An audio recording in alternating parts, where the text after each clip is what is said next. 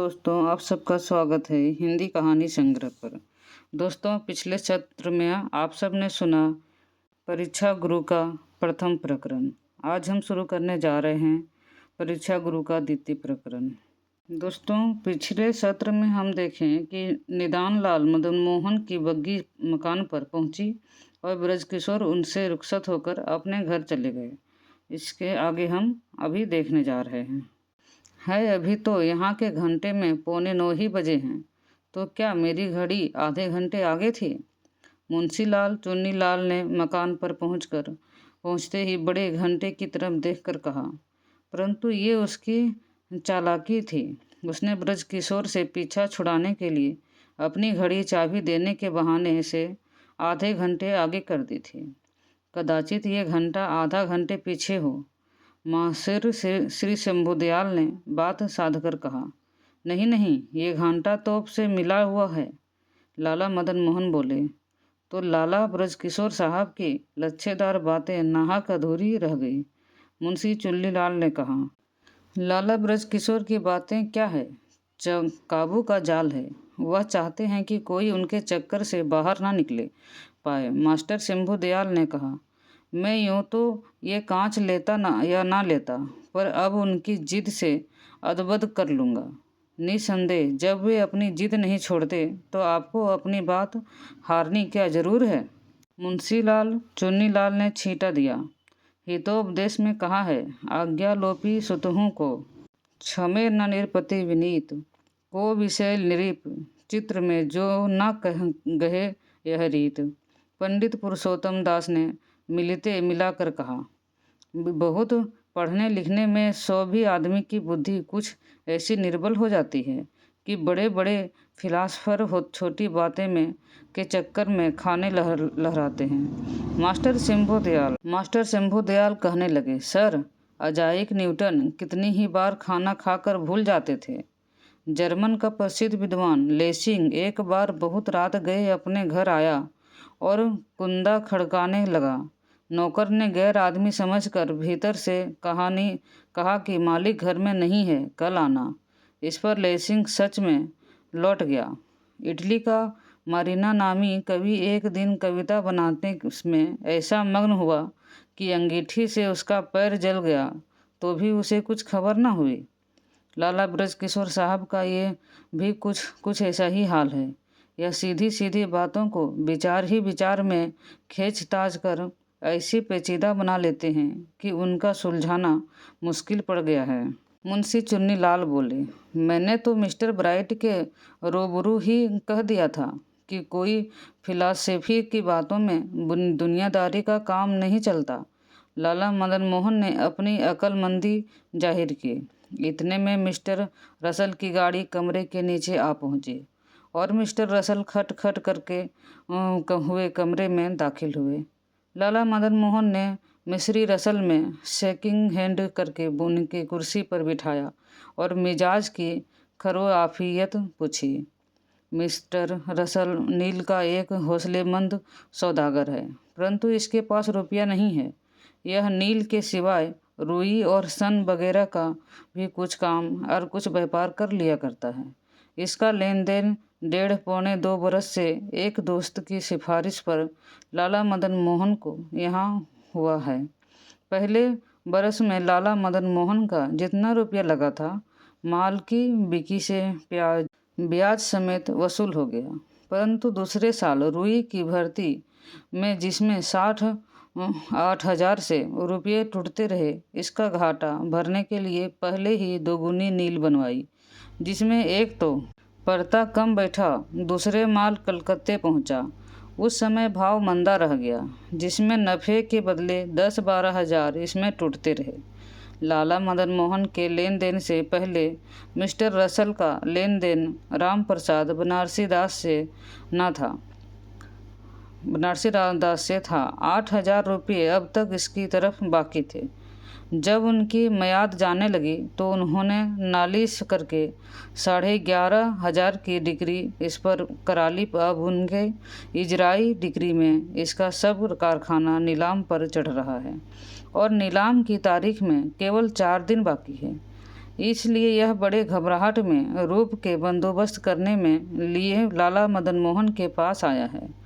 मेरे मिजाज का तो इसमें कोसों पता नहीं लगता, परंतु उसको ठिकाना लाना आपके हाथ में है। मिस्टर रसल ने मदन मोहन के कुशल प्रश्न मिर्जापुरसी पर कहा। जो आफत एकाएक इस समय मेरे सिर पर आ पड़ी है, इसको आप अच्छी तरह जानते हैं। इस कठिन समय में मैं आपके सिवाय मेरा सहायक कोई नहीं है। आप चाहे तो दम भर में मेरा बेड़ा पार लगा सकते हैं, नहीं तो मैं तो इस तूफान में गारत हो चुका।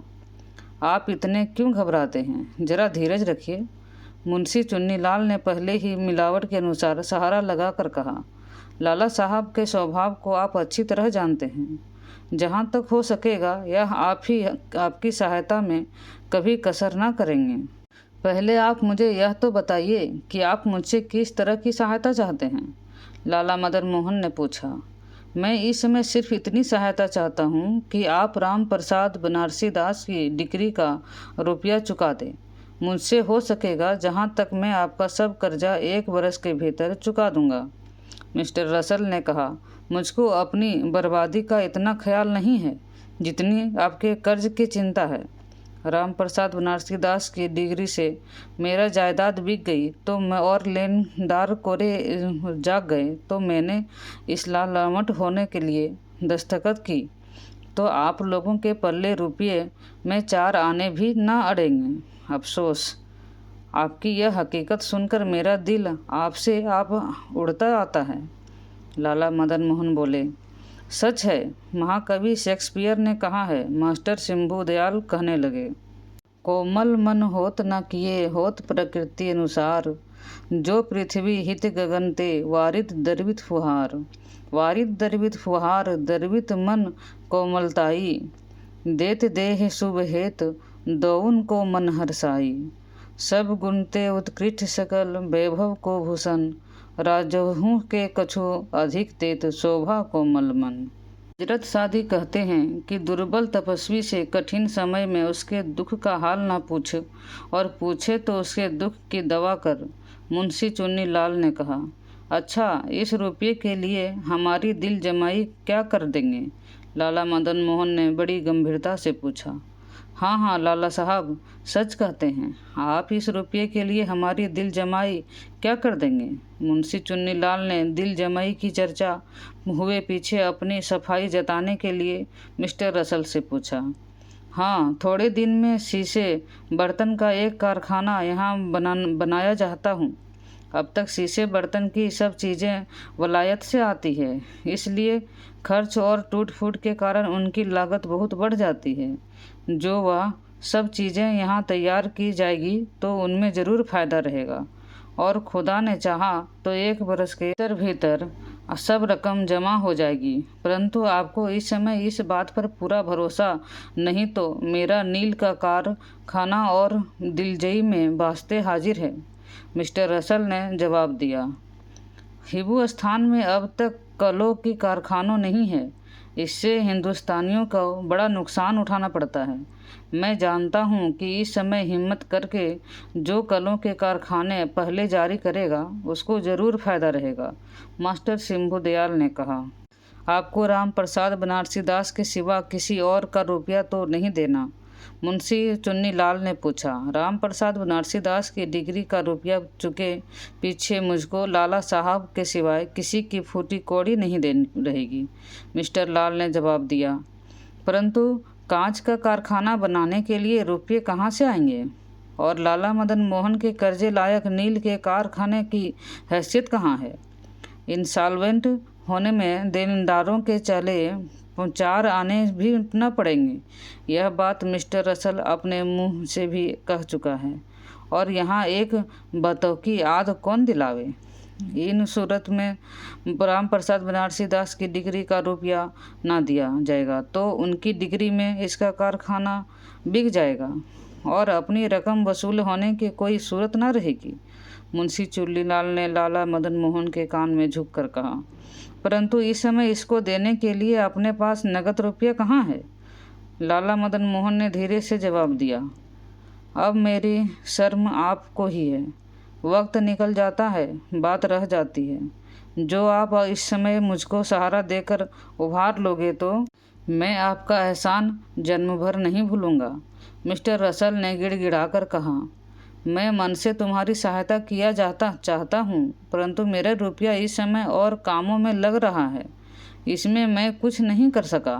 लाला मदन मोहन ने शर्माते शर्माते कहा, आजी हुजूर, आप यह क्या कहते हैं? आपके वास्ते रुपये की क्या कमी है? आप कहीं जितना रुपया इसी समय हाजिर हो। मास्टर शंभू दयाल बोले, अच्छा, मुझसे हो सकेगा जिस तरह 10,000 रुपये का बंदोबस्त करके मैं कल तक आपके पास भेज दूंगा।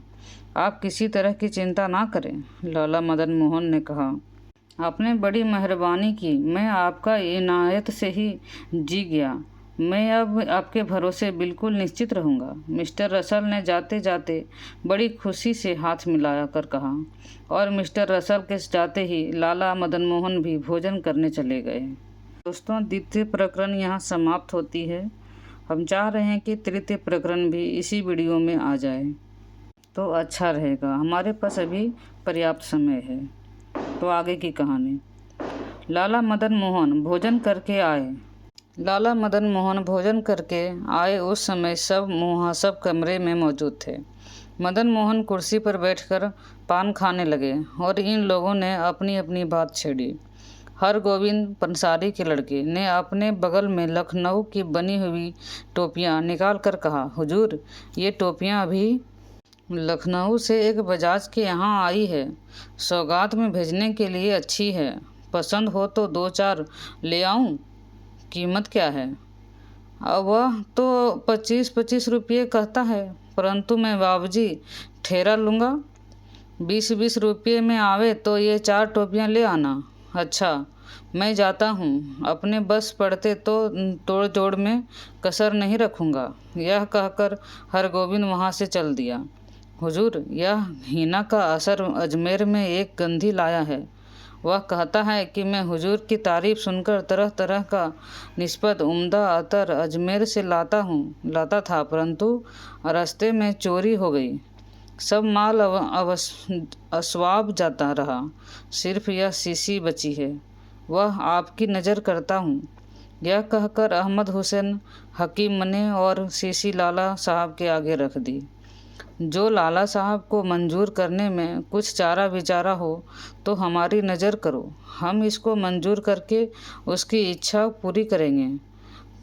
पंडित पुरुषोत्तम दास ने बड़ी वजेदारी से कहा, आपकी नज़र तो सिवाय करेले के और कुछ नहीं हो सकता।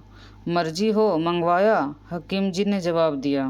करेले तुम खाओ, तुम्हारे घर के खाए हमको मुंह कड़वा करने की क्या ज़रूरत। हम तो लाला साहब के कारण नित्य लड्डू उड़ाते हैं और चैन करते हैं।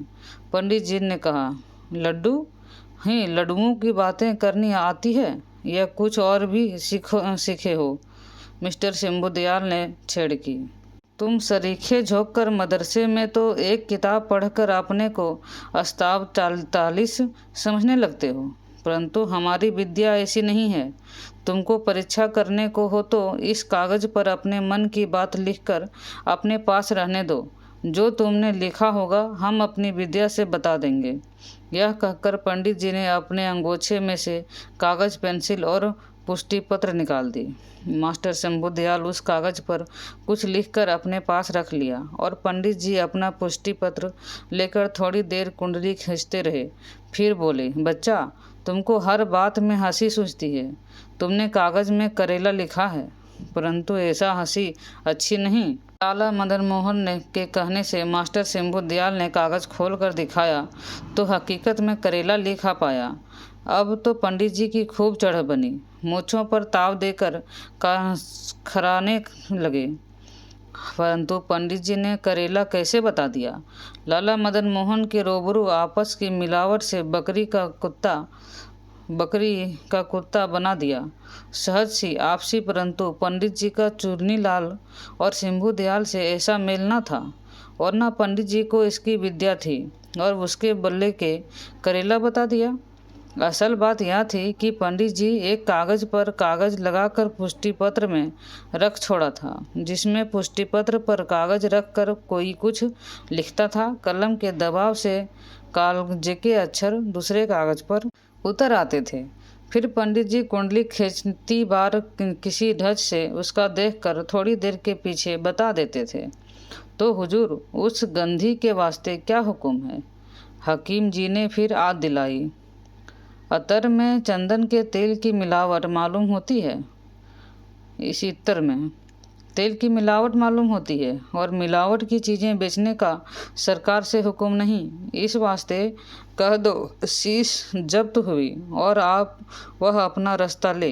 पंडित जी शीशी सूंघकर बीच में बोल उठे, हाँ हकीम जी, आपकी राय में उस गंधी का कहना सच है? लाला मदन मोहन ने पूछा। बेशक, अंदाज से ही ऐसा ही मालूम होता है, आगे खुदा जाने, हकीम जी बोले। तो लो यह 25 रुपये की नोट, इस समय उसको खर्च के वास्ते दे दो, विदा पीछे से सामने बुलाकर की जाएगी। लाला मदन मोहन ने 25 रुपये के नोट पकड़ के निकाल दिया। उदारता इसका नाम है, दयालुता इसे कहते हैं। सच यह मिलने की यह राह है, परमेश्वर इससे प्रसन्न होता है। चारों तरफ से वाह वाह की बौछार होने लगी।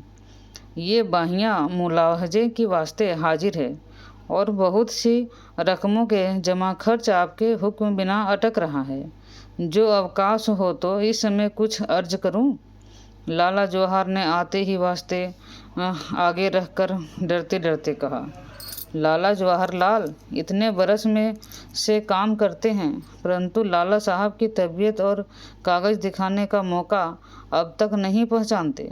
लाला मदन मोहन को सुनकर चुन्नीलाल और शंभू दयाल आपस में कानाफूसी करने लगे। भला इस समय इबानतों का कौन प्रसंग है और मुझको बार बार दिक करने में क्या फ़ायदा है? मैं पहले कह चुका हूँ कि तुम्हारी समझ में आवे जैसे जमा खर्च कर लो, मेरा मन ऐसे कामों में नहीं लगता। लाला मदन मोहन ने झींक कर कहा और जवाहर वहाँ से उठकर चुपचाप अपने रास्ते चल लगे। चलो अच्छा हुआ, थोड़े ही में टल गई, तो मैं बहियाकों को अंटवार देखकर घबरा गया था कि आज उस्ताद जी के घेरे बिना ना रहेंगे। जवाहरलाल के जाते ही लाला मदन मोहन खुश होकर कहने लगे, इनका तो इतना हौसला नहीं है, परंतु ब्रजकिशोर होते तो वे थोड़े बहुत उलझे बिना कभी न रहते। मिस्टर शंभू दयाल ने कहा, जब तक लाला साहब लिहाज करते हैं तब तक ही तो उनका उलझना सुलझाना बना रहा है, नहीं तो घड़ी भर में अकल ठिकाने आ जाएगी। मुंशी चुन्नीलाल बोले, हुजूर मैं लाला हरदयाल साहब के पास हो आया, उन्होंने ने बहुत बहुत करके आपकी खैरियो आफियत पूछी है और आज शाम को आपसे बाग में मिलने का करार किया है। हरी किसान दयाल के आकर कहा, तुम गए जब वो क्या कर रहे थे? लाला मदन मोहन ने खुश होकर पूछा। भोजन करके पलंग पर लेटे ही थे, आपका नाम सुनकर तुर्क उठ आए और बड़े जोश से आपकी खैरियत आफियत पूछने लगे। मैं अच्छी तरह जानता हूँ वे मुझको प्राण से भी अधिक समझते हैं। लाला मदन मोहन पुलकित होकर कहा, आपकी चाल ही ऐसी है तो एक बार मिलता है हमेशा के लिए चेला बन जाता है। मुंशी चुन्नीलाल बढ़ावा देकर कहा, में धूल डाल दी, 18 रुपये में कैसे ठहराया? मुझको तो ये 22 रुपये से कम की किसी तरह नहीं जबती। लाला मदन मोहन ने हरगोविंद का हाथ पकड़कर कहा, मैंने उसको आगे के फ़ायदा दिखा कर ललचाया है और बड़ी बड़ी पट्टियाँ पढ़ाई, तब उसने लागत में 2-2 रुपये कम लेकर आप ही के नाम से टोपियाँ दी हैं। अच्छा, यह लाला हरकिशोर आते हैं, इनसे तो पूछिए ऐसी टोपी कितने कितने में ला देंगे। दूर से हरकिशोर बजाज को आते देखकर पंडित पुरुषोत्तम ने कहा, ये टोपियाँ हर नारायण बजाज के यहाँ कल लखनऊ से आई है और बाज़ार में 12-12 रुपये की बिकी है, पर यहाँ तो 13-13 की आई होंगी। हरकिशोर ने जवाब दिया, तुम हमें 15-15 रुपये में ला दो। हरगोविंद ने झुंझला कर कहा, मैं अभी लाता हूँ, तुम्हारे मन में आवे जितने ले लेना। हाँ, लाचू के लाने की यह सूरत है? हरगोविंद ने बात उड़ाने के वास्ते कहा। क्यों, मेरी सूरत को क्या हुआ? मैं अभी टोपियाँ लाकर तुम्हारे सामने रख देता हूँ। हरकिशोर ने हिम्मत से जवाब दिया। तुम टोपियाँ क्या लाओगे? तुम्हारी सूरत पर तो खिसियापन के अभी से छा गया है। हरगोविंद ने मुस्कुरा कर कहा। मुझको नहीं मालूम था कि मेरी सूरत में दर्पण की खासियत है। हरकिशोर ने हंसकर जवाब दिया। चलो चुप रहो, क्यों थोथी बातें बनाते हो? मुंशी चुन्नी लाल रोकने की वास्ते भरम में बोले। बहुत अच्छा, अब मैं टोपी लाए पीछे ही बात करूँगा। यह कहकर के हरकिशोर वहाँ से चल दिए। यहाँ के दुकानदारों में यह बड़ा ऐब है कि जलन के मारे दूसरे के माल को 12 आने के इजाज़ते मुंशी चुन्नी लाल ने कहा। और किस समय मुकाबले आप दे तो अपने गिरह से घाटा भी दे बैठते हैं। मास्टर शंभू दयाल बोले। ना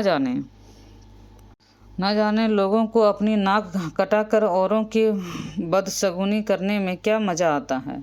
हकीम जी ने कहा। और जो हरगोविंद कुछ ठगा आया होगा तो क्या मैं इन्हें पीछे उसका मन बिगाड़ूंगा? लाला मदन मोहन बोले। आपकी ये बातें तो लोगों को बेदाम गुलाम बना लेती है। मुंशी चुन्नी लाल ने कहा।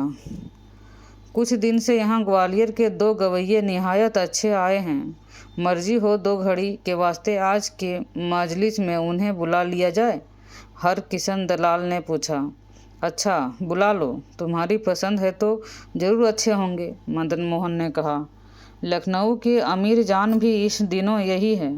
इसके गाने की बड़ी तारीफ सुनी गई है, पर मैंने अपने कान से अब तक ना उसका गाना नहीं सुना। हकीम जी बोले। अच्छा, आपने सुनने को हम उसे यहाँ भी बुला लेते हैं, पर उसके गाने में सभा और ना बंधा तो उसके बदले आपको गाना पड़ेगा। लाला मदन मोहन ने हंसकर कहा। सच तो ये है कि आप सबके दिल्ली की बात बन रही है। जो गुनी यहाँ आता है कुछ न कुछ ज़रूर ले जाता है। आप ना होते तो उन विचारों को यहाँ कौन पूछता।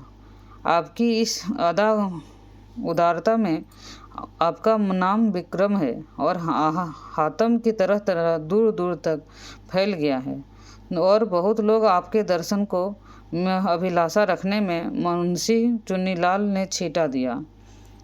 इतने में हरकिशोर टोपी लेकर आ पहुँचे और 12-12 रुपये में खुशी से देने लगे। सच कहो, तुमने इसमें अपनी गिरह का पलोथन क्या लगाया है? शंभू दयाल ने पूछा। पलोथन लगाने की क्या ज़रूरत थी? मैं तो इसमें लाला साहब में से कुछ इनाम लिया चाहता हूँ, हरकिशोर ने जवाब दिया। मुझको टोपियाँ लेनी होती तो मैं किसी न किसी तरह से तुम्हारा घाट निकालता, पर मैं तो अपनी ज़रूरत के लायक पहले ही ले चुका, लाला मदन मोहन ने रुखाई से कहा। आप तो इनकी कीमत में कुछ संदेह हो तो मैं असल मालिक को रूबरू करा सकूं। जिस गांव नहीं जाना उसका रास्ता पूछना क्या ज़रूरी है? तो मैं इन्हें ले जाऊं? मैंने मंगाई कब थी जो मुझसे पूछते हो? यह कहकर लाला मदन मोहन ने कुछ ऐसी त्योरी बदली कि हरकिशोर का दिल खट्टा हो गया। लोग तरह तरह की नकलें करके उनको ठट्टा उड़ाने लगे।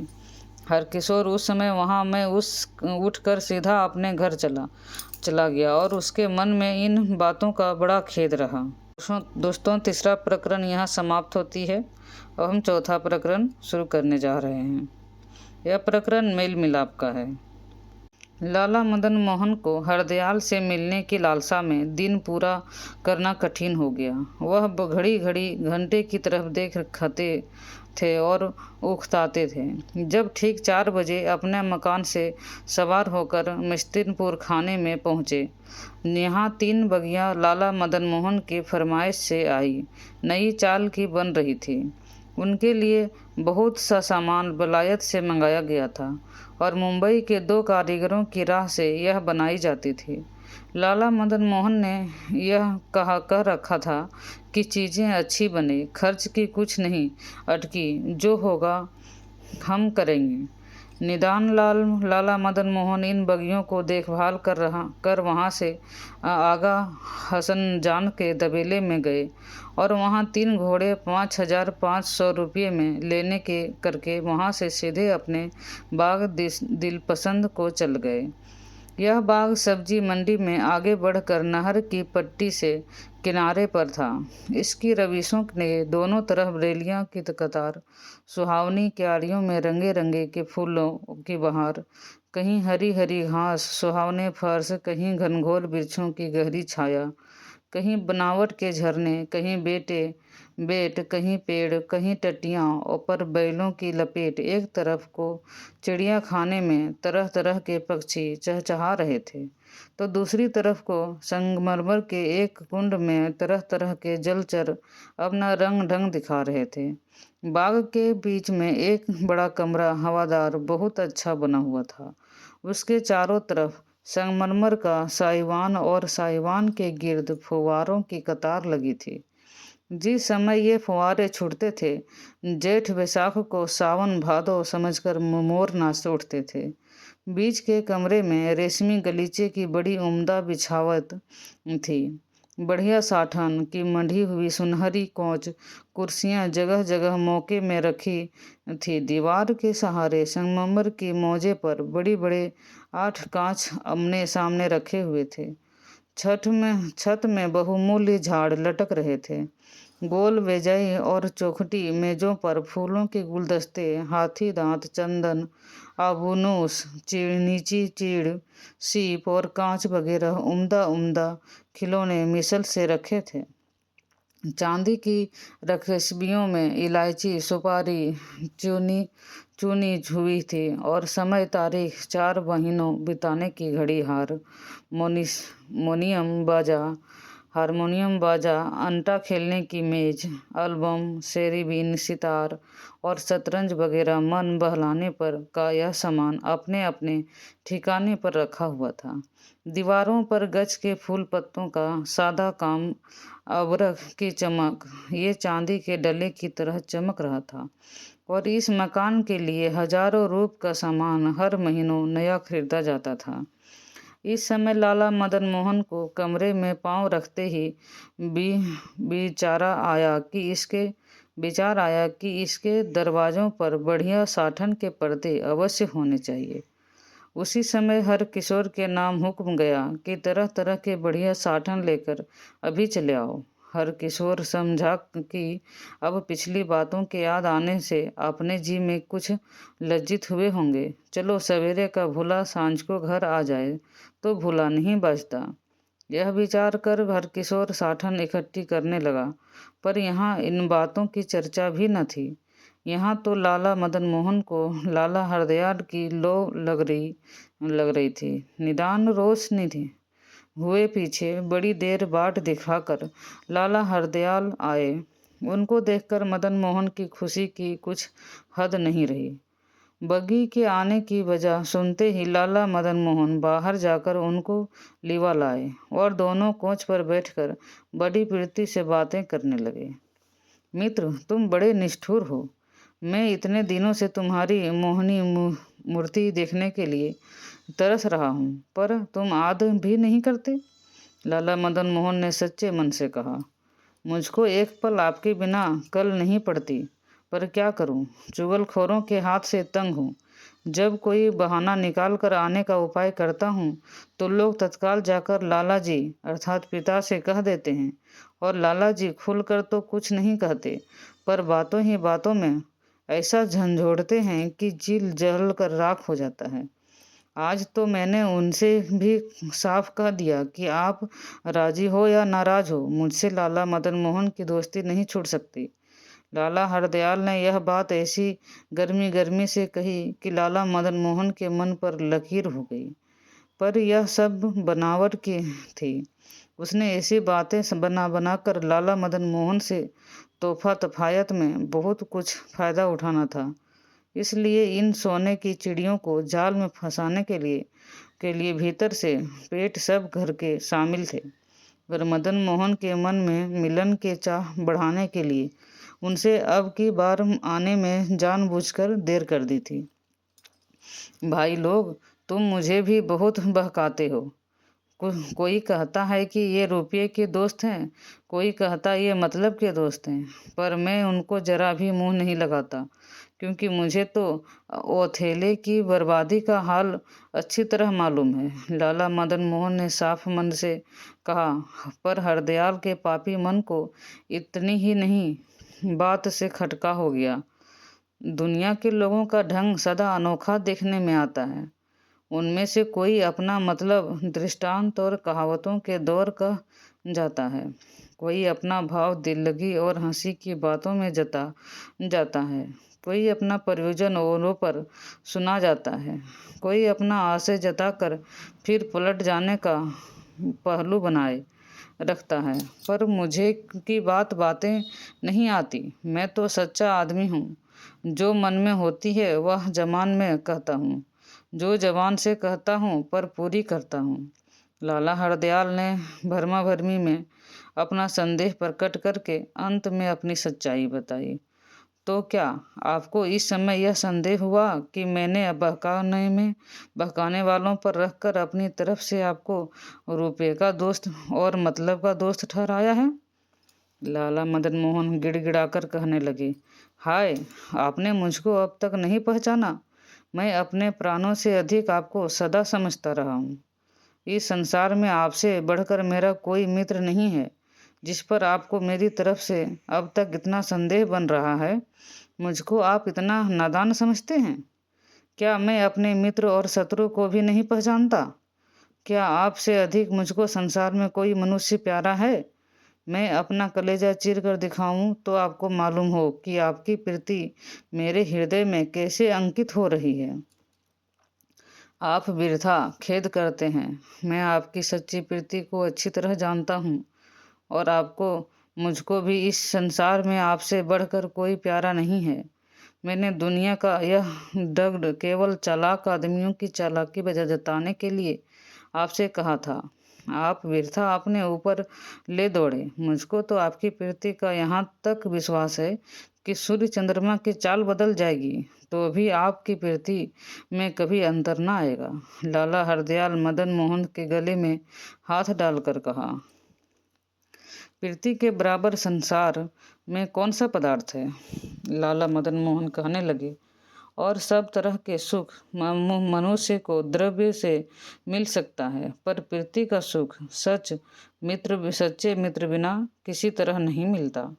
जिसने संसार में जन्म लेकर प्रीति का रस नहीं लिया, उसका जन्म लेना वृथा है। इसी तरह जो लोग प्रीति करके उस पर दृढ़ नहीं रखते, वह उसके रस से नावाकिफ है।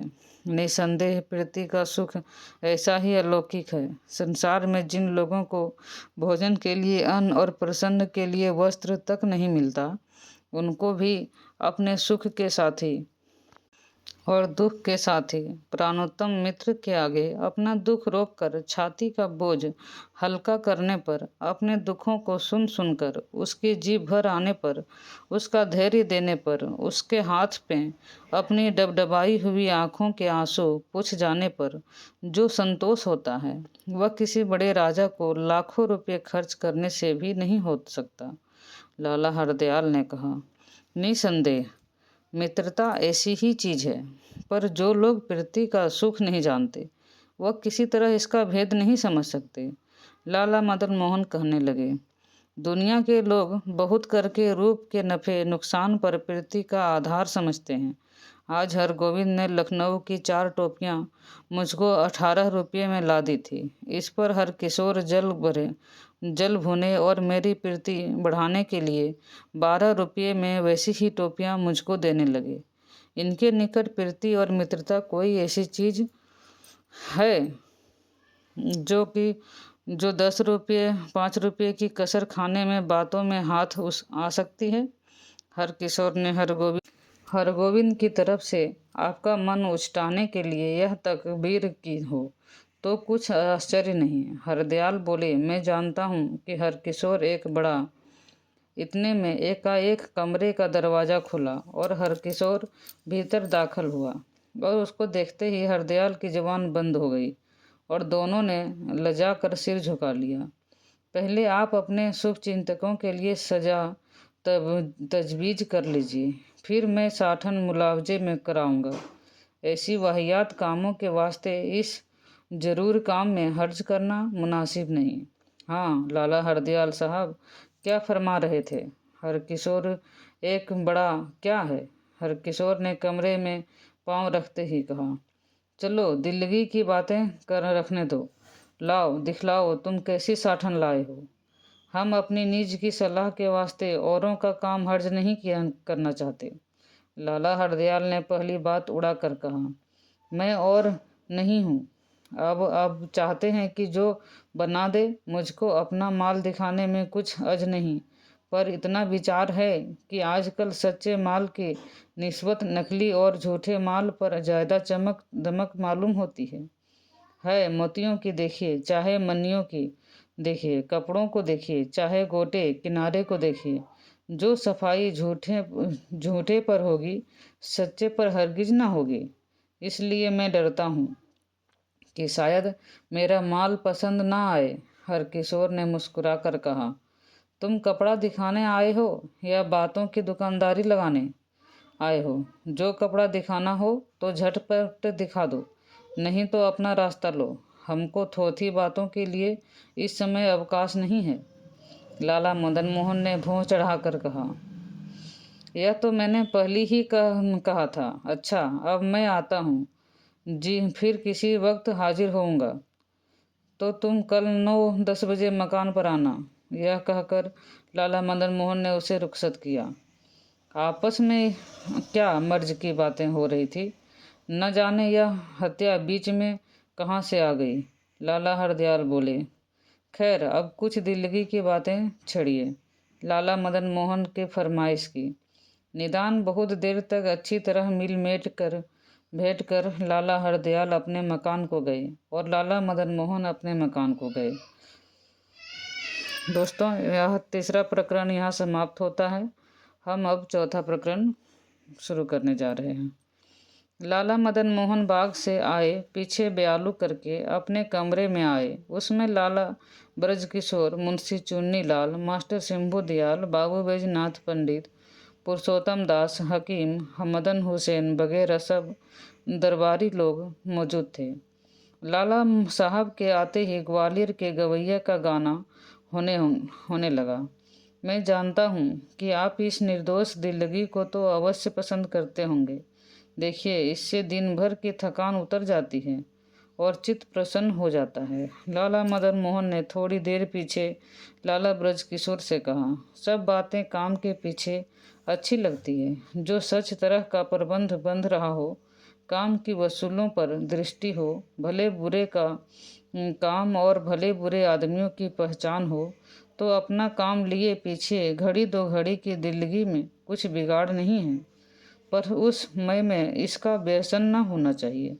लाला ब्रजकिशोर ने जवाब दिया, अमीरों को ऐश के सिवा और क्या काम है? मास्टर शंभू दयाल ने कहा, राजनीति में कहा है, राजा सुख भोगहि सदा मंत्री करहि संहार, राजकाज बिगड़े कछु तो मंत्री सिर भार। पंडित पुरुषोत्तम बोले, हाँ यहाँ के अमीरों का ढंग तो यही है कि पर यह ढंग दुनिया से निराला है। जो बात सब संसार के लिए अनुचित गिनी जाती है, वही उनके लिए उचित समझी जाती है। उनकी एक एक बात पर सुनने वाले लोटपोट हो जाते हैं। उनकी कोई बात हिकमत खाली नहीं ठहरती। जिन बातों को सब लोग पूरी जानते हैं, जिन बातों को करने में कमीने भी लजाते हैं, जिन बातों के प्रकट होने से बदचलन भी शर्माते हैं, उनका करना यहाँ के धनवानों के लिए कुछ अनुचित नहीं है। इन लोगों को न किसी काम के प्रारंभ की चिंता होती है, न किसी काम के परिणाम का विचार होता है। यहाँ के धनपति तो अपने को लक्ष्मीपति समझते हैं, परंतु ईश्वर के यहाँ का यह नियम नहीं। उसने अपने सृष्टि में सब गरीब अमीरों को इसका बनाया है। लाला ब्रजकिशोर कहने लगे, जो मनुष्य ईश्वर का नियम तोड़ेगा उसको अपने पाप का अवश्य दंड मिलेगा। जो लोग सुख भोग में पड़कर अपने शरीर या मन को कुछ परिश्रम नहीं देता, प्रथम और असावधानता के कारण उनका वह वैभव ही नहीं रहता, और रहा भी तो कुदरती कायदे के मुंजिम उनका शरीर और मन क्रम में दुर्बल होकर किसी काम का नहीं रहता। पाचन शक्तियाँ घटने से तरह तरह के रोग उत्पन्न होते हैं, और मानसिक शक्तियाँ घटने से चित्त की विकलता, बुद्धि अस्थिर रहता है, काम करने की अरुचि उत्पन्न हो जाती है, जिससे थोड़े दिन संसार दुख रूप मालूम होने लगता है, परंतु अत्यंत मनहत करने में भी तो शिथिलता हो जाती है। बाबूजी बैजनाथ जी ने कहा, इससे यह बात नहीं निकलती कि बिल्कुल मेहनत न करो, सब काम इन अंदाजेसियर से करने चाहिए। लाला ब्रज किशोर कहने लगे, लीडिया या बादशाह कानून सायरस से हरारा उसमें सायरस उसकी प्रजा को दास बनाने लगा। जब उसने कहा कि उनका दास किस लिए बनाते हो, हमारे नाश करने का सीधा उपाय यह है कि हमारे शस्त्र ले लो, हम तो उत्तम वस्त्र आभूषण पहनने दो, नाच रंग देखने दो, श्रृंगार रस का अनुभव करने दो, फिर थोड़े दिन में देखोगे कि हमारे शूरवीर अबला बन जाएंगे और सर्वथा तुम से युद्ध ना कर सकेंगे। निदान ऐसा ही हुआ। पृथ्वीराज का संयोग से विवाह हुए पीछे वह इसी सुख में लिपट कर हिंदुस्तान का राज खो बैठा, और मुसलमानों का राज भी अंत में इसी भोग विलास के कारण नष्ट हुआ। आप तो जिस बात को कहते हैं हद से दर्जे पर पहुंचा देते हैं। भला पृथ्वीराज और मुसलमानों के बादशाहत का लाला साहब के कामकाज से क्या संबंध है? उनका द्रव्य बहुत कर अपने भोग विलास में खर्च होता था, परंतु लाला साहब का तो परोपकार में होता है। मास्टर शंभुदयाल ने कहा, देखिए लाला साहब का मन पहले नाच तमाशे में बिल्कुल नहीं लगता था, पर इन्होंने तो 4 मित्रों का मेल मिलाप बढ़ाने के लिए अपना मन रोक कर उनकी प्रसन्नता की। पंडित पुरुषोत्तम बोले, बुरे कामों के प्रसंग मात्र में मनुष्य के मन में पाप की ग्लानि घटती जाती है। पहले लाला साहब को नाच रंग अच्छा नहीं लगता था, पर अब देखते देखते व्यसन हो गया। फिर जिन लोगों को सोबते से यह व्यसन हुआ, उनको मैं लाला साहब का मित्र कैसे मालूं और कैसे समझूं? मित्रता का काम करे वह मित्र समझा जाता है। अपने मतलब के लिए लंबी लंबी बातें बनाने से कोई मित्र नहीं हो सकता। लाला ब्रजकिशोर कहने लगे, शादी ने कहा है, एक दिवस में मनुज की विद्या जनी जाए, पैन भूलू मन को कपट वर्षण लगना लखाए। तो क्या आप इन सबको सर्वार्थ पर बैठा ठहरा कर इनका अपमान करते हैं? लाला मदन मोहन ने जरा तेज होकर कहा, नहीं, मैं सब को एक सा नहीं ठहराता, परंतु परीक्षा हुए बिना किसी को सच्चा मित्र भी नहीं कह सकता।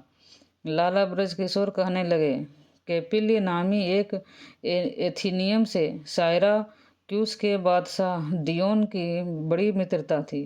डियोन बहुधा कैलिप्स के मकान पर जाकर महीनों रहा करता था।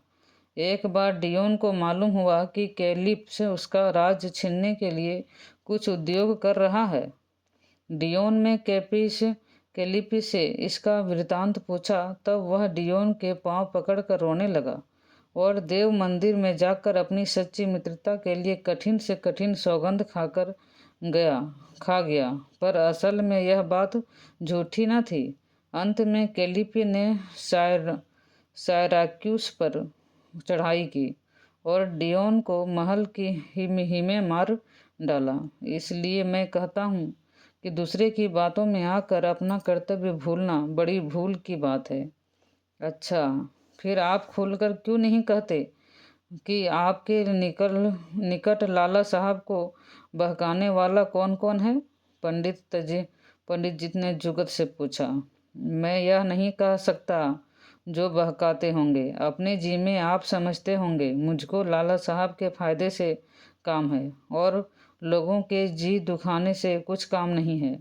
मनुस्मृति में कहा है, सत्य कबहूँ अरु प्रिय कहूँ, अप्रिय सत्य न भाग। प्रियहूँ असत्य न बोलिए, धर्म सनातन राख। इसलिए मैं इसमें इतना ही कहना उचित समझता हूँ।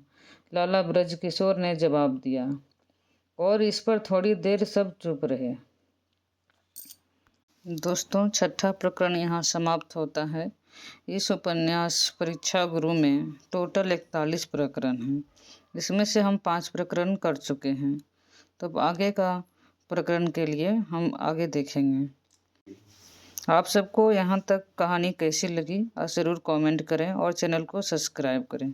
धन्यवाद।